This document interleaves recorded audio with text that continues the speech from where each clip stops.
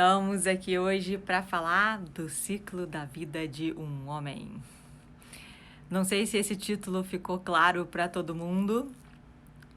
Oi, Eliane, oi, Simone. Mas estudar sobre esse assunto de como os homens mudam no tempo, né, através da vida, e como as coisas que eles fazem e precisam e têm capacidade para dar, essas coisas também mudam de acordo com o tempo e a fase de desenvolvimento dos homens. Oi, querida. Isso para mim foi uma surpresa enorme, porque nós mulheres não funcionamos assim. Eu acho que o que a gente quer mais ou menos é a mesma coisa quase que a vida inteira. Para nós mulheres, a única grande diferença que tem, e eu vou fazer uma live sobre esse assunto daqui a algumas semanas, mas é a linha da mulher princesa ou a linha da mulher profissional. Então, são duas linhas que a mulher geralmente fica ou em uma ou na outra, mas os homens não são assim. Os homens, eles são absolutamente diferentes. É como se a gente tivesse casado com várias pessoas diferentes dentro da mesma pessoa. E isso vai aparecendo com o tempo. Então, eu até coloquei, quando eu fiz a chamada para essa live, eu falei, né, a minha mãe e meu pai, casados há quase 50 anos, agora têm netos.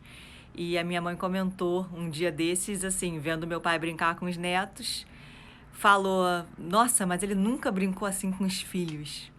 Com um certo tom de mágoa mesmo, de ressentimento, como se ele amasse mais os netos do que os próprios filhos. E na mesma hora eu expliquei para ela o porquê disso, como é que funciona a cabeça do homem nas diferentes etapas. Então, obviamente, quando meu pai teve filhos, né, com 20 e poucos anos, ele era bastante diferente do homem que ele é hoje com 70 anos. Então, não é que ele amasse menos, não é que ele tivesse alguma preferência pelos netos do que pelos filhos, não tem nada a ver. É porque realmente o que eles conseguem dar e o que prende a atenção deles muda com o tempo. Oi, Lu, tô vendo você aqui, parabéns pela minha maratona. Então, vamos lá. Então, vou começar o assunto fazendo, obviamente, uma ressalva de que isso aqui é um padrão genérico de comportamento. Né? Há estudos que mostram isso como essas características como características de gênero. Então, não vou fazer nenhuma consideração sobre opção sexual. E a segunda ressalva que eu faço é que, obviamente, sendo uma generalização, existem indivíduos, né, dentro desse gênero homem. Então, é claro que o ambiente, a criação, a história, etc., isso pode alterar esses padrões. Então, não deve ser... Assim, se tiver algum homem me escutando agora, eu acho que a maioria de nós aqui é mulher, então pode ser que tenha alguma coisa que o homem fala, não, mas eu não me identifico com isso. Ok. Isso aqui não é uma verdade absoluta. Isso aqui é um estudo de padrões genéricos de comportamento, mas eu achei que eles eram de grande valia para nos ajudar a compreender e a interagir e a aceitar com pessoas que são totalmente diferentes de nós. E eu sei, eu tenho quase 50 anos, né? Eu sei como dói quando a gente não consegue entender alguns comportamentos. Então, a minha intenção hoje aqui não é ditar nenhuma verdade absoluta, mas identificar alguns padrões genéricos que foram observados em estudos com os homens, com o gênero masculino. Então, vamos começar desconstruindo, né, algumas verdades. Vamos primeiro desconstruir o mito que tudo que os homens fazem não é bom o suficiente, porque não é como nós, mulheres, teríamos feito. Eu sei que isso é uma verdade em muitas casas, né? A mulher, ela tem aquela tendência em achar que ela faria alguma coisa melhor do que ele fez, que ele não prestou atenção o suficiente, que ele não ouviu bem o suficiente, que ele fez errado para você não pedir de novo, que ele é preguiçoso, etc. Isso é um mito. As mulheres, elas têm essa tendência em esperar dos homens o comportamento de uma mulher perfeita, e os homens estão absolutamente longe de serem esse padrão. Então, na hora que a gente aceita que o homem é diferente de nós e que ele faz uma coisa de cada vez, ele consegue prestar atenção em uma coisa de cada vez, e essa coisa que ele está prestando atenção muda ao longo da vida, é o que a gente vai falar aqui hoje, a gente começa a aceitar muito melhor e a escolher melhor também os momentos de interação. Porque senão a gente realmente fica com essa impressão de que tudo que os homens fazem não é bom o suficiente. Então, isso era o primeiro mito que eu gostaria de convidar vocês a abrir a cabeça para desconstruir o que para muitas de nós pode ter sido uma verdade ensinada por mães, avós, etc. A minha avó paterna, mãe de 5 homens, ensinou isso para minha mãe. Quando a minha mãe casou com meu pai, filho dela, ela falou assim para minha mãe: olha só, homem, você vai pedir uma vez, ele vai fazer errado, que é para você não pedir de novo. Então, minha mãe me ensinou isso, minha mãe me contou esse ensinamento da minha avó.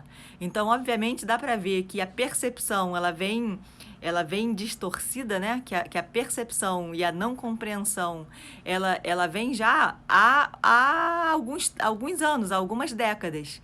Talvez seja fruto da evolução da mulher na sociedade, onde os papéis acabaram se misturando e a coisa ficou um pouco confusa dentro de casa.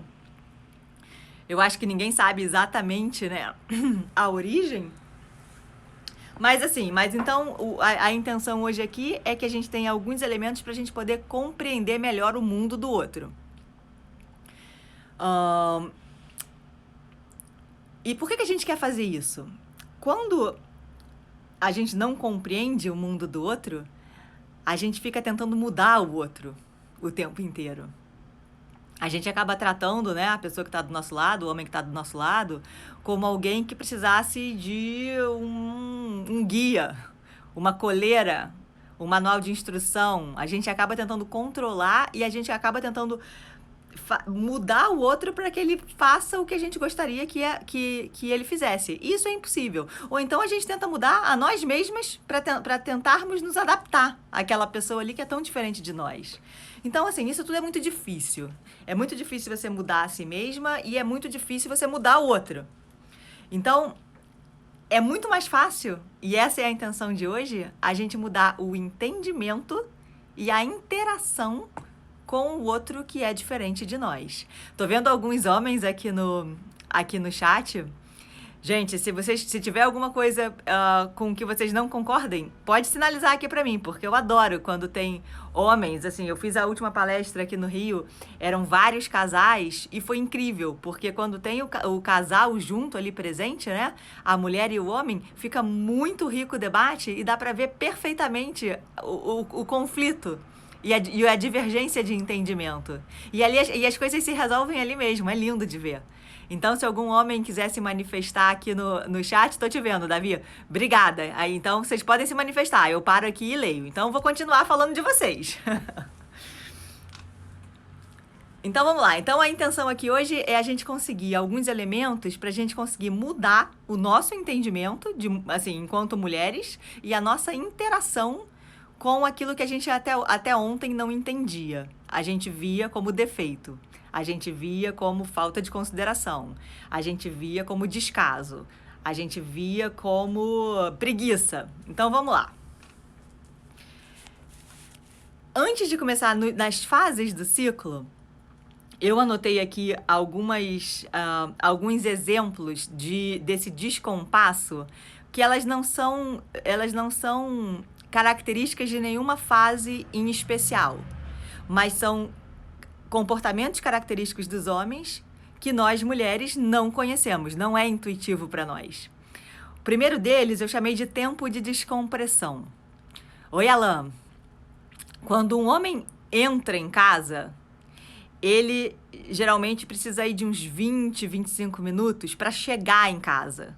Quando ele entra em casa e a mulher começa automaticamente a interagir com ele e a esperar que ele esteja pronto para interagir com ela e com as coisas que ele precisa fazer na casa, ele ainda não está pronto. Ele ainda está emocionalmente ausente. E aí a mulher se ressente porque ela pensa, cara, ele chegou em casa, mas ele não está aqui. Ele não quer estar aqui. Ele não está prestando atenção em mim. Ela não percebe que são só 15, 20 minutinhos. E aí, quando o homem tenta interagir com ela, né, depois desses 15 minutinhos, ela já tá danada da vida. Ela já se recolheu, ela já foi fazer outra coisa. E aí é ela que já não tá mais disponível para aquela interação. Então, mulheres, esse tempo de descompressão é resultado dessa regrinha de que o homem, ele só faz uma coisa de cada vez. O DNA do homem é de caçador. Ele foca em uma única coisa e ele só enxerga aquilo. Então, na hora em que ele chegou em casa, na verdade, ele está chegando em casa. É pra rir mesmo. Ele está chegando em casa. Ele ainda não está pronto para focar em outra coisa. O foco dele está em chegar em casa. Então, não adianta você tentar interagir com ele nesse momento, assim como não adianta você tentar interagir com ele na hora que ele está assistindo televisão, na hora que ele está lendo jornal, na hora em que ele está fazendo alguma coisa, porque ele já está ocupado, a mente dele já está ocupada. Então, você tem que esperar um momentinho em que ele desfoque daquilo e aí ele vai estar aberto para interagir, para te ouvir, para saber o que você quer. Então, deixa ele chegar em casa, dá aqueles 15 minutinhos, não vem direto tentando interagir, conversar, pedir, porque senão você vai se ressentir porque ele pode não estar ainda disponível. Então, não é nada com você, não leve para o lado pessoal. Isso, como eu vou repetir de novo, né, para quem está chegando agora. O que eu estou falando aqui são comportamentos genéricos do gênero masculino, que obviamente há exceções individualmente construídas, né, pela história de cada um, mas o que eu estou dizendo aqui é o que existe nos livros em relação a comportamento masculino e que para nós mulheres é nada intuitivo, é zero intuitivo e pode ser o motivo para muitos desentendimentos, muita falta de compreensão e briga mesmo. Então, vou continuar. O que a gente vai falar aqui hoje, que eu ainda não entrei no assunto, é sobre os estágios do desenvolvimento. Nós, mulheres, interagimos com os homens da mesma forma durante a vida inteira. Aí também é um motivo de muito desentendimento, porque a gente não entende que eles não são iguais em todas as idades. Um homem de 20 anos é completamente diferente de um homem de 40, que é completamente diferente de um homem de 60. Então, a gente saber essas fases e identificar as características mais marcantes de cada fase nos facilita a interagir com os nossos homens ao longo da vida. Então, é sobre isso que eu vou falar aqui hoje, tá? São esses estágios de desenvolvimento que eles variam com o tempo. E então, se a gente tratar o nosso homem da mesma forma, se a gente quiser dar ordem num rei, por exemplo, eu vou explicar daqui a pouco o que ele não vai aceitar. Então, você pode estranhar que, enquanto ele era novo, ele aceitava as suas ponderações e as suas sugestões. Depois de uma certa idade, ele não está mais aberto para ouvir. E isso é normal.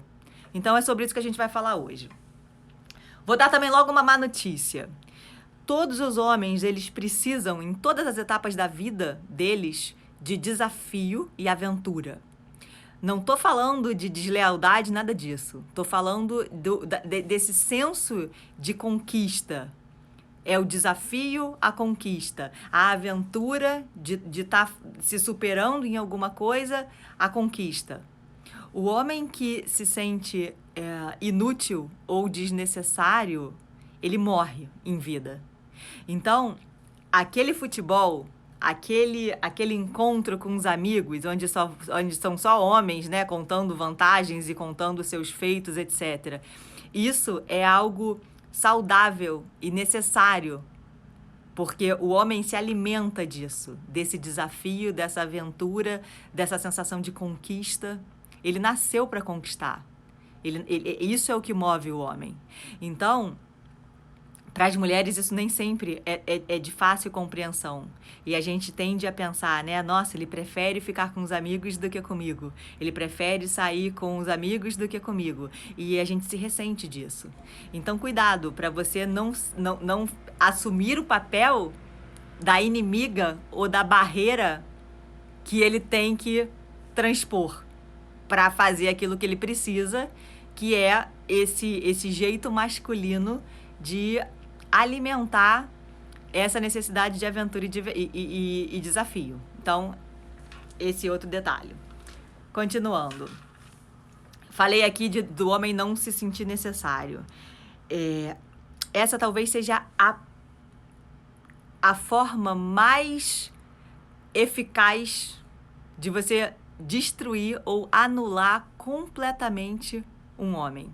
Quando o homem não se sente necessário, quando ele acha que ele quando ele sente que ele é totalmente desnecessário, que ele não tem valor nenhum, que ele não agrega nada, ele não fica. Ou se ele ficar, ele fica, mas ele perde quase que as características do homem. Ele entra na energia feminina, que eu nem vou falar sobre isso aqui hoje. Mas, então, as mulheres, elas, eu acho que elas intuitivamente, elas aprenderam a manipular um pouco essa questão de que eu sou autossuficiente, eu não preciso de você, você pode ir embora da que você quiser, você é totalmente desnecessário. As mulheres, por sobrevivência, né, elas aprenderam a se colocar um pouco dessa forma. E parte disso é justificável, mas parte disso, você tenha total consciência, né? Se você é mulher e se você usa dessa tática, dessa estratégia para diminuir o homem que está do seu lado, você saiba que você está indo no coração dele, você está anulando ele enquanto homem. Então, essa sensação de ser totalmente dispensável é insuportável para um homem de energia masculina. Então, nós mulheres temos que aprender, né, a nos comunicar sobre o que a gente precisa, o que a gente quer, o que a gente gostaria, sem pisar dessa forma, sem atingir dessa forma, que é algo insuportável. E um homem, ele não fica numa situação, num relacionamento, num lugar onde ele se sente totalmente dispensável. Homens da minha vida aqui no chat, já vi também que tem mais gente. Vocês concordam que isso talvez seja o que mais machuca vocês? Vocês concordam que isso é insuportável? Ficar do lado de uma mulher que mostra o tempo todo que ela não precisa de você? Vou continuar a falar, vocês botem aqui os comentários para mim, só para eu confirmar essa parte, por favor. Então, vou continuar falando. Mulheres têm opinião sobre tudo. Mulheres, para emitir uma opinião, elas não precisam necessariamente ter todos os dados. Já tem um sim aqui de um homem. Elas não precisam ter todos os dados, todas as informações. Para a mulher, emitir uma opinião é algo que não... Assim, a gente emite milhões de opiniões o dia todo. Quando um homem dá uma opinião sobre algum assunto, é quase que uma identidade para ele.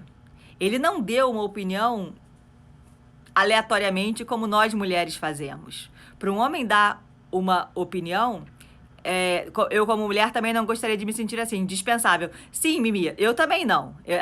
Alguém me dizer o tempo inteiro que não precisa de mim é muito ruim e machuca muito. Mas a forma como nos machuca não é igual à forma como machuca eles, homens. A gente não gostaria. Mas a nossa tolerância, e isso não bate no fundo da nossa alma como bate no fundo da alma dos homens. É isso que eu tô querendo mostrar. Como eu tô falando de opinião agora também. É óbvio que eu gostaria que todo mundo concordasse com a minha opinião. Só que o que eu tô dizendo é que quando uma mulher emite uma opinião, é diferente de quando um homem emite uma opinião. Quando o homem emite uma opinião, é uma combinação de informação, experiência, valor. É isso que eu tô dizendo, é quase que uma identidade para ele. Então, a gente tem que ter muito cuidado quando a gente vai discordar da opinião, principalmente do nosso homem, né, do nosso parceiro, e se for em público, mais ainda. Porque você saiba que você tá atingindo ele de uma forma diferente que você seria atingida. Se alguém discordasse da tua opinião, você não levaria tanto a sério, provavelmente. Tem aqui um outro comentário. Mas o fato de não precisar não quer dizer que o outro seja dispensável. Não, eu tô falando de uma forma de agredir o outro. As mulheres, elas acabaram... por evolução, né, social e, enfim, e costumes e educação, talvez, elas acabaram usando disso, dessa independência, dessa autossuficiência como uma grande arma. Então, eu só estou chamando a atenção, pode ser da boca para fora, claro que pode, mas isso fere muito um homem. Então, eu acho que, na verdade, ninguém nunca é dispensável, né? Se você tá numa parceria, não é que você... jogue fora a pessoa e no dia seguinte vai estar tudo igual. Nunca é assim, né? Eu acho que ninguém nesse mundo é dispensável. Eu sempre imagino o mundo como um quebra-cabeça. E cada um tem uma pecinha. Se falta uma peça, aquele quebra-cabeça não fecha. Tá faltando. Então, eu gosto de pensar dessa forma. Eu acho que ninguém é dispensável e que todo mundo tem alguma coisa de único para contribuir. Acredito que ninguém, nem homem nem mulher, precisa humilhar o outro para se afirmar. Claro que não. Mas o que eu estou dizendo é que as mulheres, historicamente, acharam essa arma como uma forma legítima de se defender, né? Todas nós sabemos das estatísticas contra as mulheres, violência, etc. Não estou questionando nada disso. Estou só chamando a atenção para o que os livros dizem em relação à psicologia do gênero masculino, em que uma coisa que eles precisam para se sentirem bem aonde eles estão eles precisam se sentirem úteis e necessários. As mulheres não necessariamente. Oi, Dri. Então, vamos seguir. Então, vamos entrar nos estágios de desenvolvimento mesmo, que a divisão dos livros é por idade, mas, obviamente, essa divisão por idade não é algo fixo. Então, eu vou botar por idade só para ficar um pouquinho mais didático. Mas é possível que vocês pensem, né, nos homens que convivem com vocês e que vocês consigam enquadrar esses homens com a descrição teórica do que acontece em cada fase. Então, a primeira fase da vida de um homem é a fase do pajem, que é desde o nascimento até a puberdade, a adolescência. Então, é o menino, né, a criança. Então, o que o pajem faz, o que o pajem precisa? O pajem, ele adora estar e aprender com os cavaleiros, que é já a proximidade. Então, um menino adora a companhia de um menino um pouco mais velho. Eu fico pensando aqui no comportamento do meu filho, né? Meu filho tem 9 anos. E quando os meninos dos anos mais avançados cumprimentam ele na escola, na saída ou na entrada, ele fica todo feliz. Então, o pajem, o que ele quer é isso. Ele quer interagir com meninos mais velhos, ele quer servir os meninos mais velhos, ele quer ser visto pelos meninos mais velhos. Ele adora aventura, eles tomam risco, eles estão ainda testando os limites. Então, eles escalam, eles pulam, eles se sujam, eles podem correr risco de vida, né, se a gente não prestar atenção. Fico também pensando aqui no meu filho. A gente tem uma escada aqui, minha casa tem 2 andares. Meu filho jamais desce a escada como uma pessoa normal. Ele só desce a escada pendurado no corrimão. Então, às vezes eu penso em recriminar, e depois eu olho e falo, não, isso é o que o pajem faz. É um menino conhecendo e explorando os limites dele. Então, faz parte do desenvolvimento dele. Um pajem, o tédio para o pajem é intolerável. Assim, a criança não vai ficar quieta. Ele quer ajudar, ele quer ser o seu herói, ele quer ser reconhecido, ele conta vantagem, ele já tem essa vontade de ter sucesso. Ele conta suas conquistas. Então, também vou dar mais exemplos porque eu tenho um pajem dentro da minha casa. A gente vai no mercado e ele quer carregar as sacolas para mim. E é um menino magrelo, assim, ele não tem força de carregar as sacolas, mas eu deixo. Porque ele já tá querendo mostrar a energia masculina dentro dele. A gente viaja, ele quer carregar a mala. Eu deixo. Então, muito cuidado, né, se vocês conviverem com pajem, de não ficar tirando essa oportunidade dos meninos, porque isso faz parte do desenvolvimento deles. Eles precisam sentir isso. Eles precisam sentir a força, eles precisam sentir que eles são os heróis, que eles fazem bem feito, eles precisam arriscar. Vai cair, vai se machucar uma vez ou outra, mas tudo bem. Então, isso é a vida de um pajem. Aí, a próxima etapa é a do cavaleiro. Nossa, tem mais comentários aqui, deixa eu ver. Talvez para reafirmar que para estar numa relação mais importante é um querer e não um precisar. Uma outra coisa que eu sempre falo é o seguinte: se você entra num relacionamento precisando de alguma coisa, você já entrou pelo motivo errado.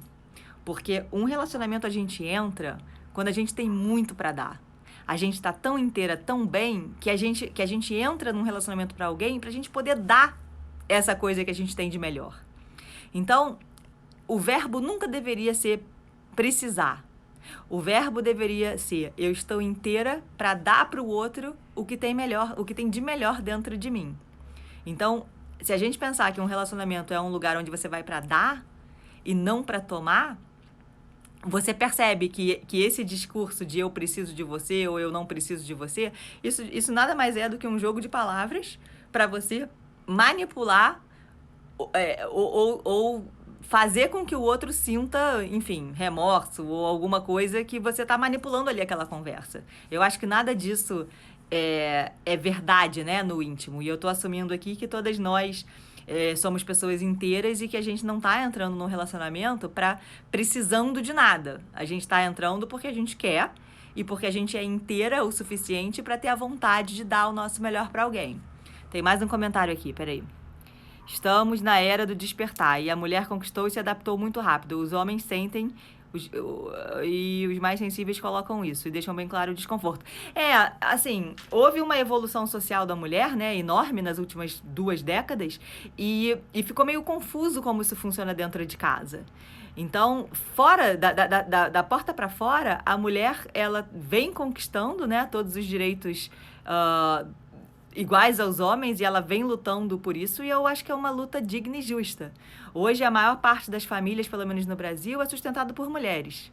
Então, o papel social da mulher é outro, não tenha dúvida.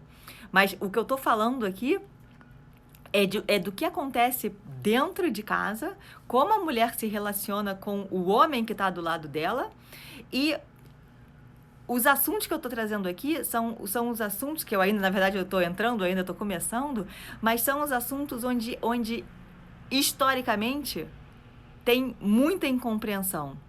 E por isso são objetos de livro, né? Eu acho que não é à toa que esses assuntos que eu estou falando aqui, eu não estou inventando da minha cabeça. São objetos de livro, de estudo, de psicólogos, de relacionamentos, casais, etc. Então, é tão frequente que se consegue observar um padrão e pode-se escrever um livro sobre isso, onde a gente perceba as diferenças. Porque na hora em que você percebe que isso é só uma diferença e que não é algo pessoal contra você aceita isso de uma forma muito mais leve, muito mais fácil. Então, eu acho que o problema do relacionamento, primeiro, é uma dificuldade gigante na comunicação. Tem uma live inteira que eu falo sobre comunicação não violenta. Então, isso é um grande ponto de briga. É a dificuldade da comunicação. E o segundo ponto é esse aqui de hoje. É a dificuldade de você entender que o outro não pensa e não sente igual a você. Que o outro é muito diferente de você. Então, essa impossibilidade de compreensão, porque você não conhece o universo do outro, também traz uma infinidade de ressentimentos e de brigas. E eu vou entrar exatamente nesse assunto hoje. Então, no meu ponto de vista, são essas duas questões, né? As diferenças entre homens e mulheres e a incompreensão em relação a um e a outro, e hoje eu estou falando sobre os homens, mas depois eu vou falar sobre as mulheres também, porque isso não é uma via de mão única, né? Nós não entendemos os homens e os homens também não nos entendem. Então, isso é uma via de mão dupla. Então, acho que isso mata um pouquinho aqui os comentários. Então, vou continuar. Então eu tava falando do cavaleiro, né? O cavaleiro é o pajem até a adolescência, depois da adolescência é o cavaleiro que vai mais ou menos até o fim dos 20 anos, 20, enfim, 20 e tantos anos. O cavaleiro, ele vive movido por paixão, por energia, por aventura, por atividade, por movimento. O cavaleiro é aquele cara que não dorme. Ele adora desafio, ele adora diversão. Então, o cavaleiro, ele sente vida quando ele sente a paixão pulsando dentro dele. Opa, desculpa, meu telefone escorregou. Voltei. Então, um cavaleiro, você não consegue... Oi, Samara, oi. Um cavaleiro, você só prende a atenção do cavaleiro se ele estiver totalmente focado em você. Se você for remotamente não interessante para o cavaleiro, ele segue em frente. Então, o cavaleiro, ele tem muita necessidade de movimento e agito e aventura. Então, o cavaleiro, é muito difícil um cavaleiro entrar num relacionamento sério nessa idade. A não ser que realmente prenda a atenção dele. Porque um cavaleiro, ele não fica onde ele não tem a atenção totalmente voltada para aquela coisa ali. Seja trabalho, seja mulher, seja o que for. Casar para o cavaleiro é abrir mão da espada e vender o cavalo. Então, a maior parte dos cavaleiros, eles não querem casar. Eles acham que eles não estão prontos ainda. Eles acham que eles estão perdendo alguma coisa, que eles estão perdendo a chance de explorar o mundo se eles casarem. Ter filhos, menos ainda. Eles não estão preparados para querer assumir a responsabilidade de ter um filho. Então, os cavaleiros, eles têm fascínio pelas mulheres nessa idade, né? Eles querem a atenção, eles querem a energia, eles querem a sensualidade. Então, eles lutam muito, né? A vida do cavaleiro tem muita agitação. Eles lutam pelos seus ideais, eles lutam por questões sociais, eles lutam por tudo e eles farreiam por tudo também. Farreiam muito. Quando é que o cavaleiro cresce? O cavaleiro cresce no dia em que ele chega em casa e ele percebe que ele não tem nada. Ele não tem castelo, ele não tem princesa, ele não tem herdeiros. Então, no dia em que isso faz falta para o cavaleiro, é o dia que ele muda, que ele cresce, que ele deixa de ser um cavaleiro e vai para a próxima etapa. Antes de ir para a próxima etapa, deixa eu falar de 3 tipos de cavaleiros. Existe o cavaleiro pavão. O cavaleiro pavão é aquele que quer a roupa bonita, quer a espada reluzente, mas é só da boca para fora. Ele só quer se mostrar.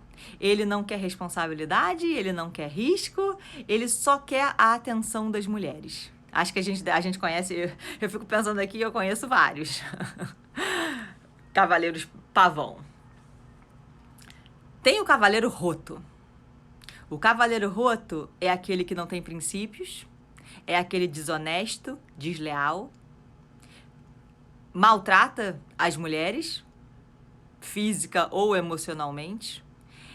Ele não tem coragem, ele não tem caminho, ele só fica se divertindo com a energia e com a atenção feminina. Então, esse é o cavaleiro roto. Ele não guia ninguém, ele não tem presença, ele realmente é como se ele não tivesse crescido. Ele é desleal, desonesto e ele brinca com a energia feminina. E ele machuca a energia feminina. O último tipo de cavaleiro é o cavaleiro preguiçoso. O cavaleiro preguiçoso é aquele que não cresce nunca. O cavaleiro preguiçoso é aquele que nunca vai deixar de ser cavaleiro. Ele vai ter 50 anos e ele vai continuar dependendo de outras pessoas, ele vai continuar esperando que todo mundo cuide dele, ele vai continuar não assumindo responsabilidades, ele vai continuar não assumindo riscos. É aquele eterno bobalhão. Então, assim, que atire a primeira pedra quem nunca viu um cavaleiro preguiçoso. É o filhinho da mamãe para sempre. Enfim, ou da mamãe, ou da vovó, ou da titia, não importa. É aquele cara que se recusa a crescer. Então vamos continuar. Quando o cavaleiro cresce, ele vira o príncipe. O príncipe dura mais ou menos uma década. Os 3 não valem nada. Pois é, exatamente, Davi. Os 3 não valem nada. Nem o roto, nem o pavão, nem o preguiçoso. Então, agora que a gente falou neles, as mulheres vão reconhecer. Quando elas virem um roto, elas vão saber, isso aqui é um cavaleiro roto. Um preguiçoso, isso aqui é um cavaleiro preguiçoso. E o pavão. Então, vamos falar do príncipe agora. O príncipe dura mais ou menos uma década. Então, o príncipe... Oi, Paula. O príncipe vai do fim dos 20 anos até o fim dos 30 e tantos anos. Então, assim, é uma década. É mais ou menos a década de 30 anos de idade do homem. A vida para o príncipe é sobre construir e ser alguém. Então, o príncipe, ele vai passar uma década tentando construir o legado dele, o reinado dele. Então, ele toma riscos grandes, ele assume responsabilidades grandes, ele é nesse momento em que ele se torna um homem sério, ele quer construir tanto que é nessa fase em que ele fica muito ausente. Então, é aquela história, né? Eu quero construir tanto para os meus filhos que eu praticamente não vejo os meus filhos. Porque quando eu saio de manhã, eles ainda não acordaram. Quando eu chego à noite, eles já foram dormir. Ou eu viajo a semana inteira e eu não vejo ninguém. O príncipe, ele sabe que ele ainda não é nada. Ele sabe que ele ainda não é rei. Então, por isso, ele luta tanto. Porque ele sabe que ele ainda não está onde ele pode chegar. Se ele tiver uma mulher do lado dele que tiver um sucesso profissional mais rápido do que o dele, ou mais evidente do que o dele, ele trabalha mais ainda. Tem uma aqui, meu marido, né, Bel? Ele trabalha mais ainda. Então, se nesse momento da vida do homem tem uma mulher do lado dele que tem sucesso, e que para ele fique aparente que é um sucesso que está andando mais rápido do que o dele, ele vai ficar com muito medo de não ser suficiente para aquela mulher, e ele vai trabalhar mais ainda.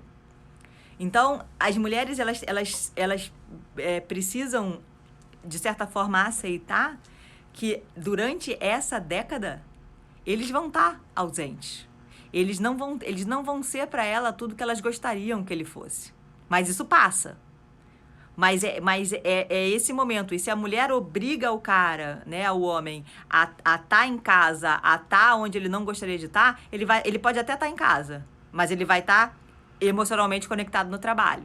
Então, ela também vai ficar ressentida, porque o cara tá em casa, mas não tá. Então, é melhor que deixe ele fazer o que ele acha que ele tem que fazer, que se contente com os momentos que ele guarda, né, para a família, porque um padrão comum dessa década é o cara tá focado no trabalho, e aí, quando ele chega em casa, a mulher briga com ele horrores porque ele esteve ausente o tempo inteiro. Então, quando ele chega em casa, ela briga com ele. E ele não tem condição de fazer diferente. Então, o que seria mais eficiente é a mulher entender que isso vai passar, que isso é só uma fase, e na hora em que estiverem juntos, que aproveitem o tempo juntos. Para que ele não fique com a sensação de que chegar em casa é mais um fardo. É problema. Muitos casamentos são desfeitos durante, né, essa fase, justamente porque a mulher não consegue entender essa ausência e ela começa a construir, né, histórias de que ele ama mais o trabalho do que a mim, ele ama mais o trabalho do que a família. Tem aqui um comentário: eu vivi isso no meu primeiro casamento, mas eu muito amorosa e ele um super pai quando podia. Então a maioria de nós vive isso. Isso é padrão, né? Isso é comum. É o homem tentando construir o seu reinado. Nessa época, também tem um outro fato interessante. Nessa época, a mulher ainda tem a possibilidade de moldar o seu homem. De dizer para ele o que ela precisa.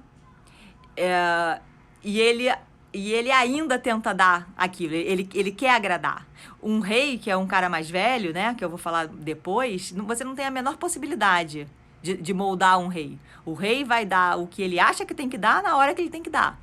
Um príncipe não. Então, qual é o risco do príncipe? O risco do príncipe é ele ser levado a fazer coisas que ele não queria fazer, ou pela esposa, ou pelos pais, ou pela sociedade. Enfim, ele entra numa carreira ou em alguma coisa que ele não queria fazer, e isso vai cobrar a conta mais tarde. Eu conheço alguns exemplos também de pessoas que queriam fazer uma coisa e acabaram fazendo outra, e essa conta vem um dia. Então, cuidado com isso, porque você é capaz de influenciar um príncipe, do príncipe fazer o que você gostaria que ele fizesse. Só que não pensa que isso vai ser para sempre e que isso não vai voltar. Essa conta vai voltar. Então, nunca, uma coisa que não foi natural, que não foi uma escolha, ela nunca fica ultrapassada, né? Não é, resolvi, ele fez isso, pronto, agora tá tudo certo. E isso são as famosas crises da meia-idade, que vem mais tarde, né? É quando parece que o cara enlouqueceu. Não é que ele enlouqueceu, é que ele tá tirando a limpo aquilo que ele gostaria de ter sido, aquilo que ele gostaria de ter feito e que por algum motivo ele não fez ou não foi.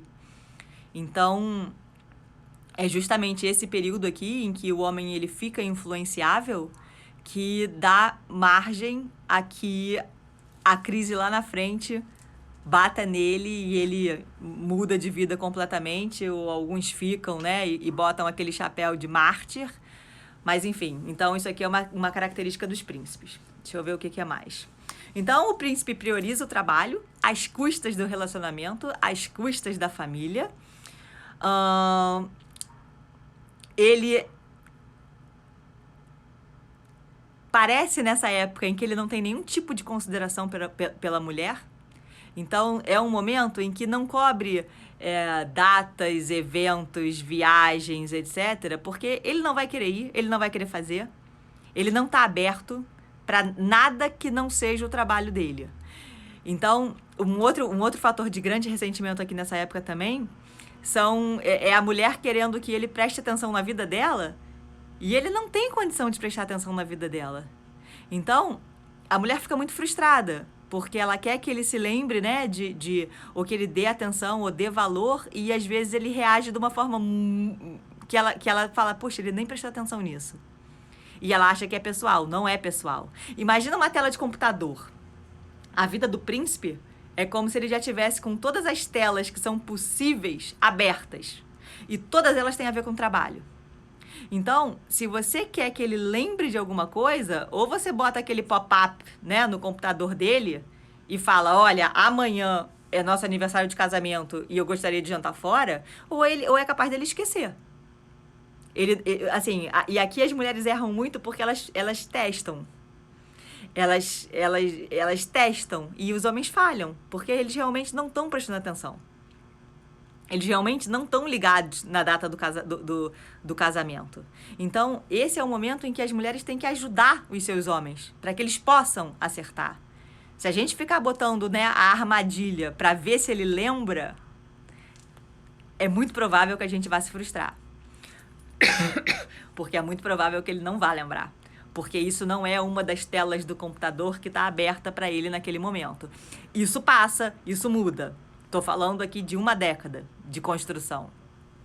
Então, para nós mulheres, é uma década em que a gente tem que aprender a aceitar isso, aprender a não se ressentir no momento em que eles de fato estão nos dando atenção e tempo, e a comunicar aquilo que a gente precisa.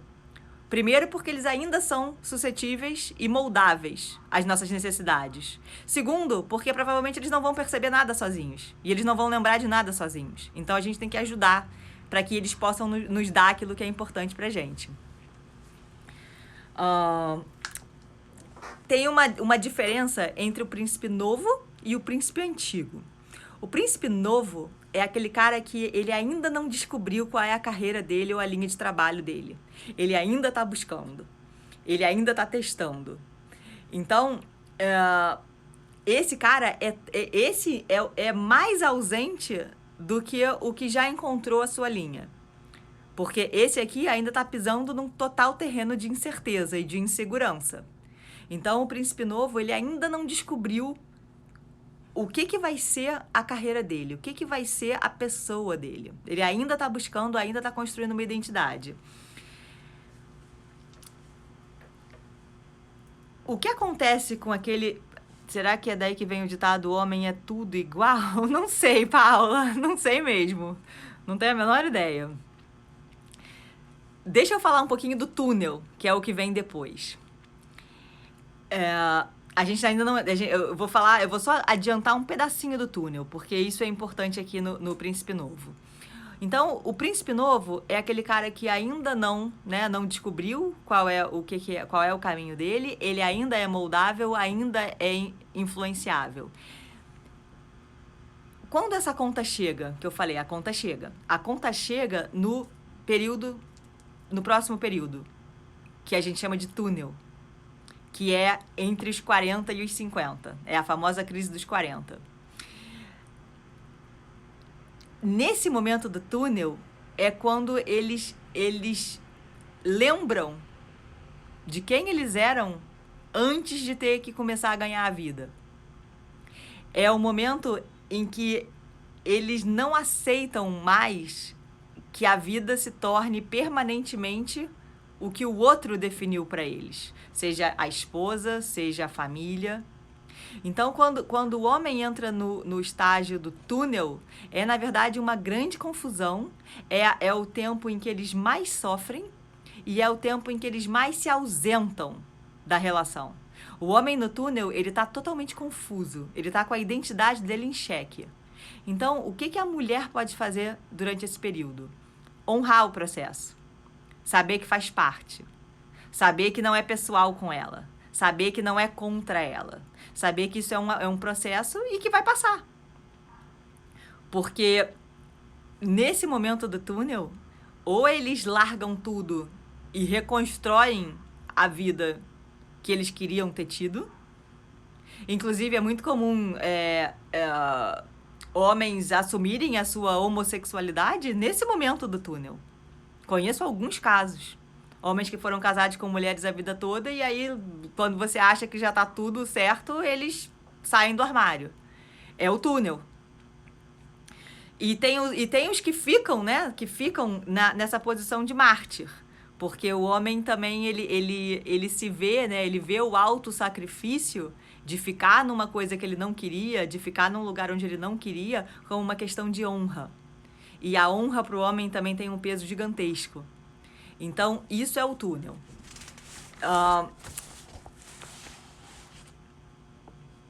Então, existe um pequeno período entre o príncipe novo e o túnel, que é o príncipe antigo. Que, infelizmente, essa fase dura pouco. É quando o homem achou o caminho, achou a carreira, tá indo muito bem, tá conquistando, tá progredindo. Ele dura pouco essa fase, infelizmente. Logo depois vem o túnel. O que tem de interessante nessa fase é o seguinte, aí em relação a relacionamentos também, né? Temos duas possibilidades nessa fase. Tem aquele príncipe, que ele acha que ele precisa ter um castelo para poder ter uma princesa, e tem aquele outro príncipe, que ele acha que precisa ter uma princesa para poder ter um castelo. Ou seja, aqui varia.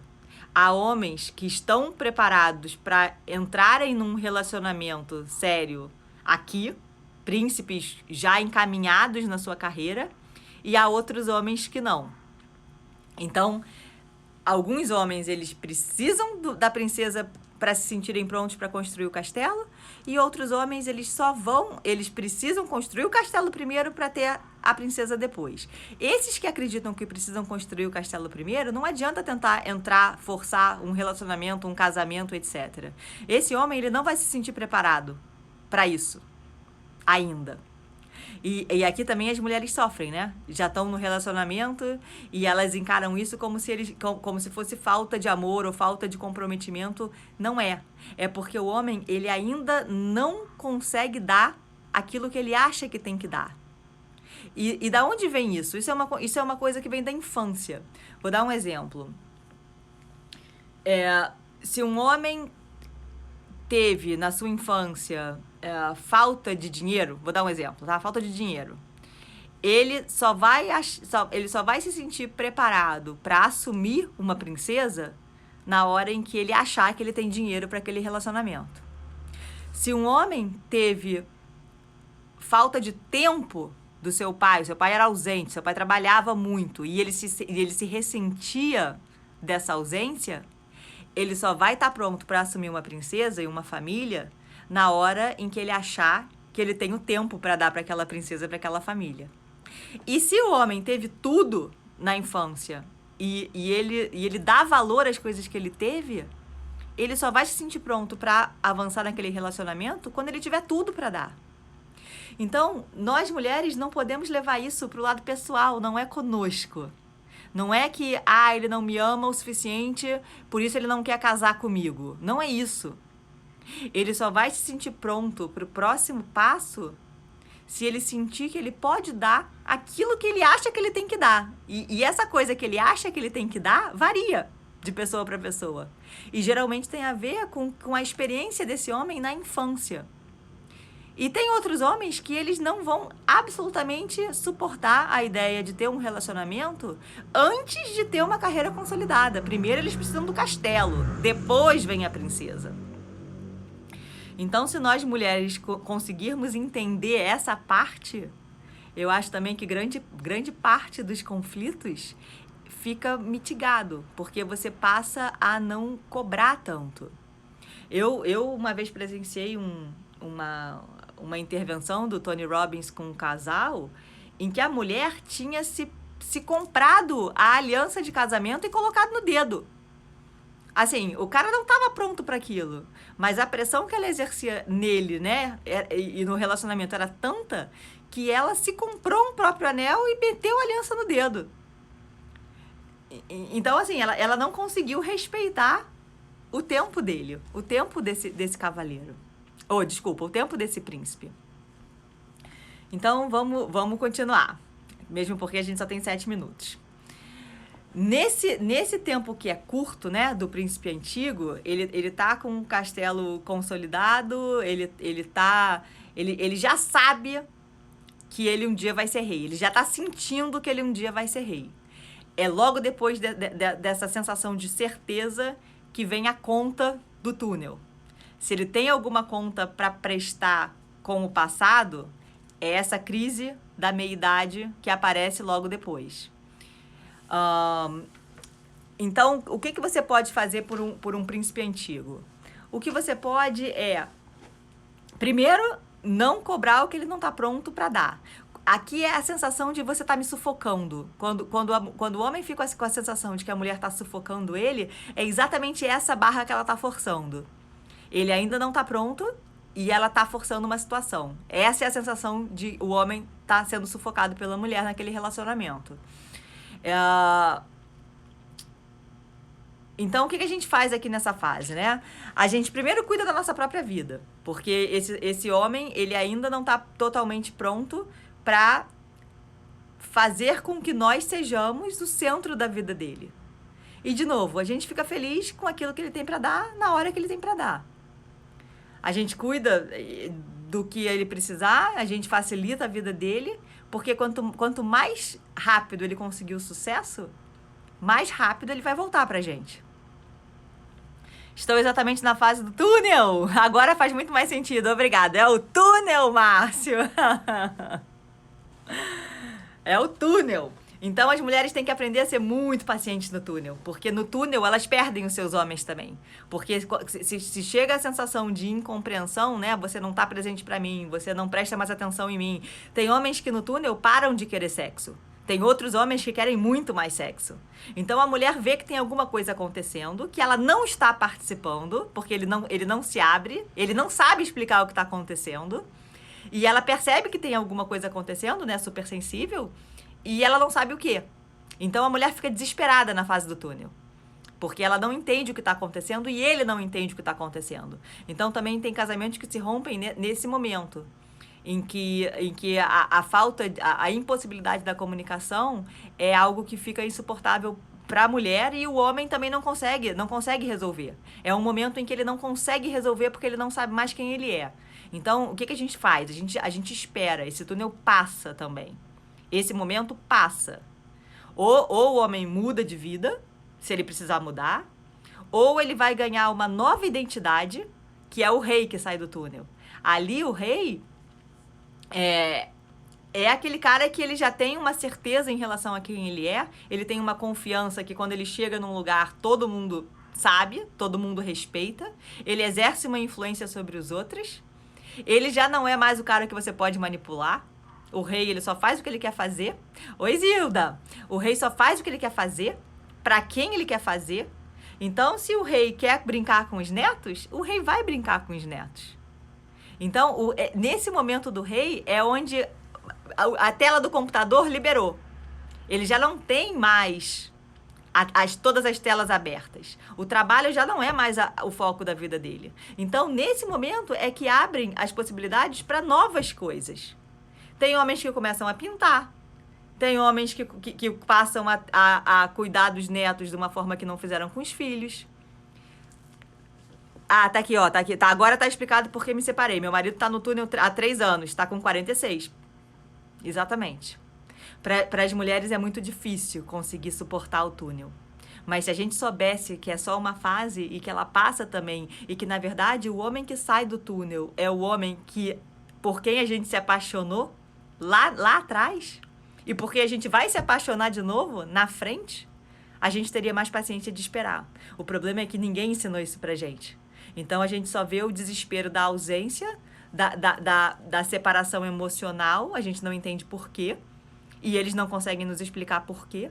E aí muitas vezes nós nos tornamos parte do problema também.